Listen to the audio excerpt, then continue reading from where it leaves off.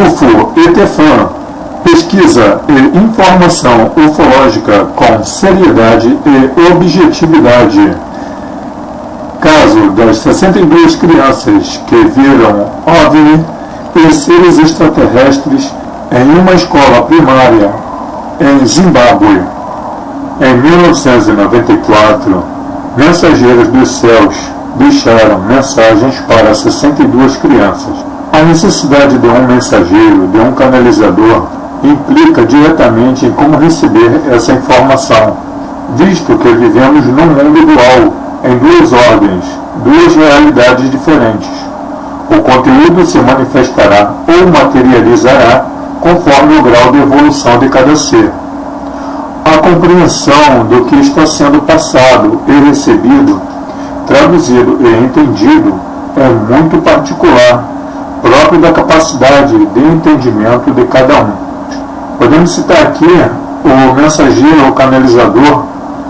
Ele tem algo de ambos os reinos, que por isso que pode se mover entre um mundo e outro, que necessariamente não reflete o mundo de todos. É necessário entender a mecânica da percepção daquilo que está recebendo e como está sendo traduzido pelos nossos filtros e nossas crenças. O mundo que estamos experimentando é dual, polarizado, uma armadilha entre muitas dimensões, um paradoxo, um labirinto, e a ferramenta para sair dele é a nossa intuição. E é através desse conjunto de conhecimentos arquivados de cada célula de nossos corpos que precisamos resgatar, despertar e fazer renascer das cinzas os conhecimentos passados, a asa que voamos para o céu. Porque sempre é utilizado o símbolo de asas nos mitos antigos. Vamos falar de Tote. Tote foi um mensageiro com a cabeça de um íris. O íris é um pássaro, uma espécie de cegonha. Para os egípcios, a alma era como os pássaros. Ornis, O-R-N-I-S, que é uma palavra grega para pássaro, também significa presságio, que se tornou em Avis, A-V-I-S. Para as religiões cristãs, os anjos são mensageiros de Deus, e assim vemos Tote, o pássaro, o escriba dos deuses, Hermes Trismegistus, com asas em seus pés, ou simplesmente como mensageiro Arcanjo Miguel. A palavra hebraica para anjo é Malash, o que significa mensageiros.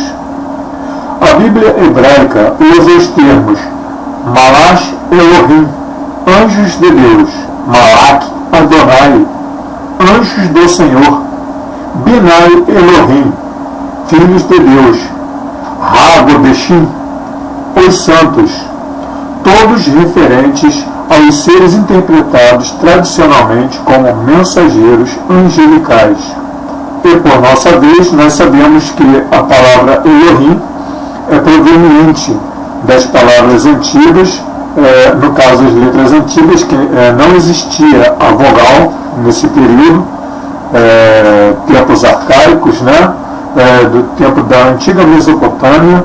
A primeira escrita era da Suméria. No caso, as letras YH, WH têm o mesmo significado que Elohim, que na realidade dizem ser o nome de Deus. Elohim significa também deuses e deusas, mensageiros dos céus. E por falar em anjos, na manhã do dia 16 de setembro de 1994, professores e funcionários da escola Ariel em Ruwa, na Zimbábue, na África, foram surpreendidos pelos alunos com idades entre 5 a 12 anos de idade relataram que um objeto voador havia pousado no terreno da escola e seres com olhos estranhos lhe passaram mensagens telepáticas.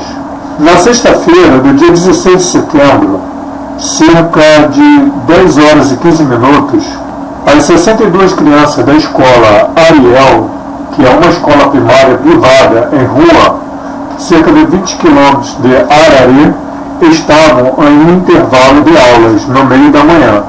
De repente, eles viram 3 bolas de prata no céu, sobre a escola. Estes desapareceram como um flash de luz, e em seguida reapareceram em outro lugar. Isso aconteceu 3 vezes. E então eles começaram a se mover em direção à escola, quando um deles pousou, ou parou, e ficou flutuando ao longo de uma seção de terreno acidentado, composto de árvores, arbustos espinhosos e um pouco de grama cortada, marrom acinzentada com brotos de bambu. Não é permitido às crianças a entrar nesta área, embora seja adjacente ao seu campo de brincar, e não está vedado o seu uso, mas por conta do ambiente favorável a cobras, aranhas e talvez outras criaturas nocivas, as crianças evitam aquele local. Há uma linha de postes de eletricidade e, de acordo com um menino, o objeto seguiu essa linha antes de aterrissar. Há também algumas controvérsias sobre se o objeto pousou no chão ou pairou sobre ele, flutuando. Na terça-feira, do dia 20 de setembro, Cynthia Indy foi para a escola com o repórter da BBC, com Gunther Hofer, um jovem que constrói o seu próprio equipamento elétrico, ou seja, um contador Geiger, um detector de metais e um magnetômetro, para experimentar e ver se o objeto deixou qualquer vestígio para trás. O diretor da escola é o Sr. Colin Mackey, que foi mais cooperativo, embora ele nunca tivesse se envolvido com OVNIs ou assunto OVNI, ou seja, um crente sobre o assunto, disse que ele acreditava que as crianças tinham visto o que eles disseram que viram. A repórter Cynthia Indy, do BBC, ela pôde entrevistar cerca de 10 a 12 crianças mais velhas, e isso foi gravado pela televisão da BBC.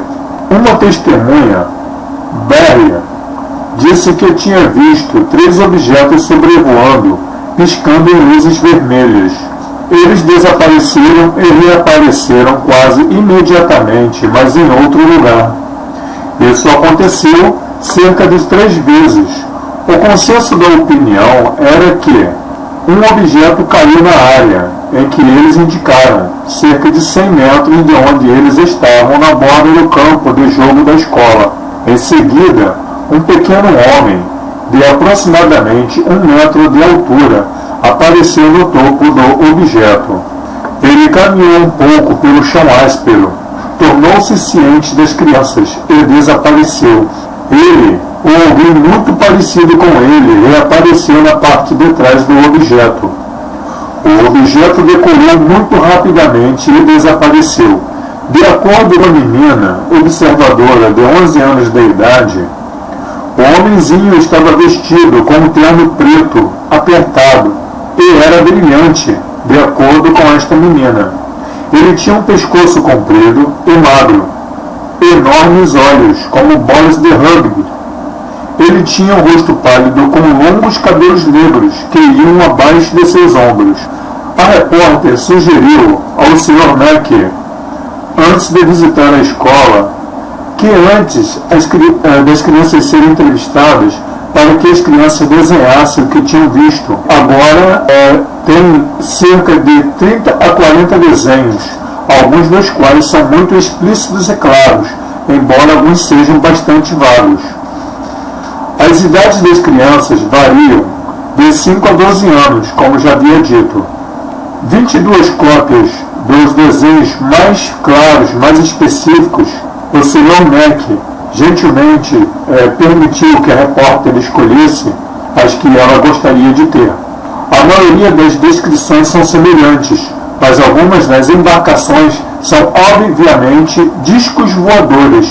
A repórter se pergunta quantas dessas crianças tiveram acesso aos meios de comunicação, para ter certeza se elas não imaginaram aquilo, ou se realmente viram, ou se assimilaram uma ideia do que viram na TV ou pela internet.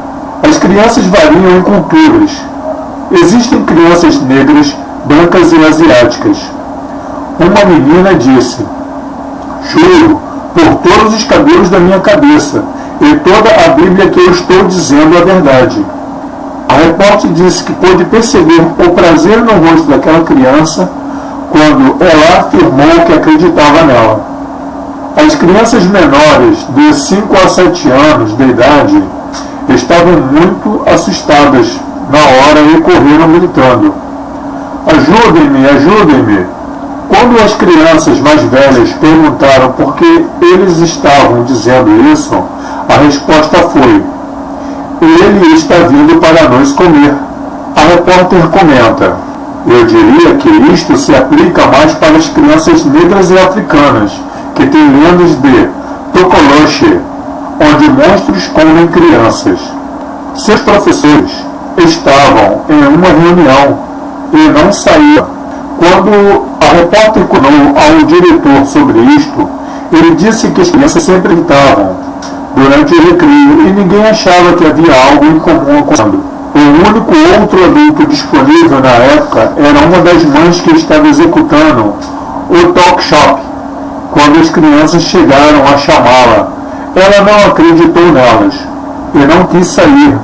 Ela não estava preparada para deixar o talk shop com toda a comida e dinheiro. Gunther e os homens cuidadosamente examinaram o solo ao redor, onde as crianças tinham visto o objeto, mas não teve nenhuma reação no contador Geiger ou qualquer outro equipamento. Se o objeto esteve pairando, talvez nada iria mostrar, pois não estava tocando o solo. A repórter disse não ter encontrado nenhum outro lugar onde algum objeto pudesse ter desimpressionado o piso do solo. Na verdade, que os toscos de bambus teria sido um impedimento. Aquele dia estava quente, com 33 graus Celsius. Fato interessante: John Mack é um psiquiatra investigativo. A pergunta que não quer calar: será que ele foi suicidado?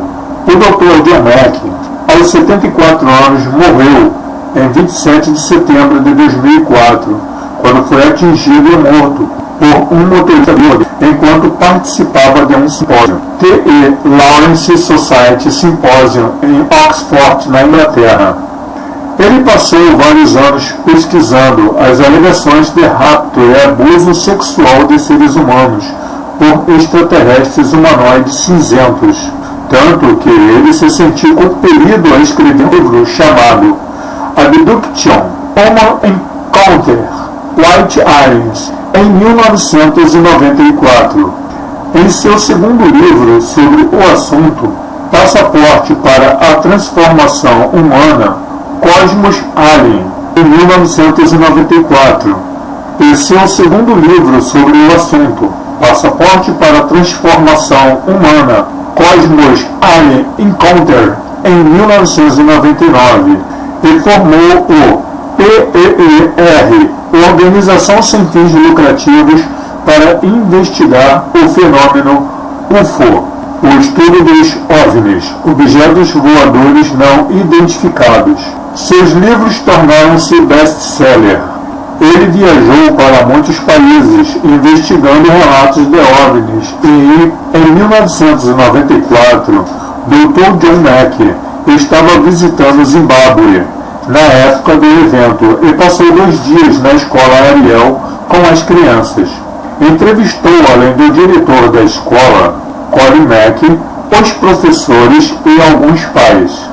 Ouça e pense sobre o que eles estão dizendo, aconselhou o Dr. Mack. Aconselhou ao diretor da escola, aos professores e aos pais.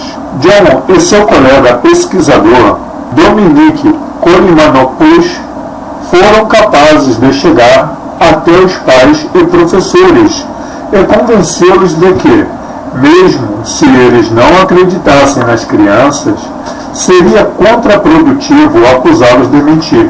Seu interesse particular em pesquisar psiquiatria infantil, também de grande utilidade durante o interrogatório, fez emergir muitas memórias ocultas que vieram à luz, algo que John tornou público mais tarde, quando ele teve chance de reavaliar suas entrevistas.